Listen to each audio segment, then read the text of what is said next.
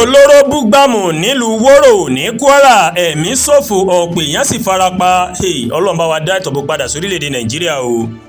Àwọn ará ìlú Woro ní ìjọba ìbílẹ̀ Káyàmọ́ ní ìpínlẹ̀ Kwara ó mà tó ti wà nínú ìpòrúurú ọkàn báyìí látàrí ìbúgbàmù tó mà ṣẹlẹ̀ ní ìlú náà ní òwúrọ̀ ọjọ́ 23 oṣù kẹta ọdún 2026 yìí.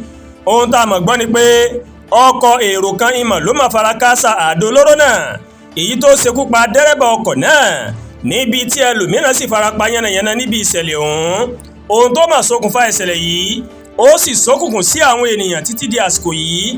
Ìwádìí fi hàn pé àkọ́kọ́ kọ́ ni eléyìí tí ìbúgbàmù yóò máa ṣẹlẹ̀ ní ìlú náà.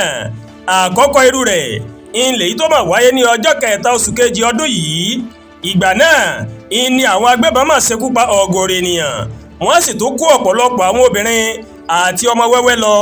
Látìgbà náà àwọn ènìyàn tí wọ́n jí kó kò tí ì gba òmìnira títí di àsìkò yìí tí ìbúgbàmù míì tó máa tún ṣẹlẹ̀. BBC News Yorùbá ó bá aráàlú Woro sọ̀rọ̀ láti mọ kúlẹ̀kúlẹ̀ ohun tó ṣẹlẹ̀ gan-an. Olórí ọ̀dọ́ ìlú náà Balódé Najim ó mà bá wọn sọ̀rọ̀ ṣàlàyé pé nǹkan bíi aago 8 àárọ̀ òun ìṣẹ̀lẹ̀ náà ìmọ̀ ló mà wáyé o.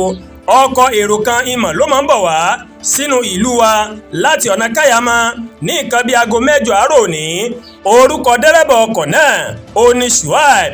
Ìgbà tí wọ́n fẹ́ wọ inú ìlú Woro ó ní ìbúgbàmù yìí ìmọ̀ ló mà ṣẹlẹ̀, ó sì gbẹ̀mí dẹ́rẹ́bà náà. Ìbúgbàmù yìí ó mà wáyé gẹ́lẹ́ níbi tí tàkọ́kọ́ ti wáyé nígbà tí àwọn agbébọn wá láti yìnbọn pa àwọn aráàlú. Olórí àwọn ọ̀dọ́ ó wá fi kọ́rọ̀ rẹ̀ pé ìjàmbá náà rèé, ó pín awakọ̀ ọkọ̀ náà yẹ́lẹ́yẹ́lẹ́, kódà kò sí ènìyàn kan tó lè dá a mọ̀.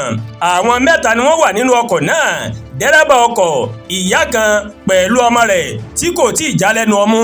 Ìyá yìí ò kú, ṣùgbọ́n yàtọ̀ sí pé ó farapa, ojú rẹ̀ kan mà fọ́, ẹsẹ̀ rẹ̀ kan sì rèé ó sì gé dànù.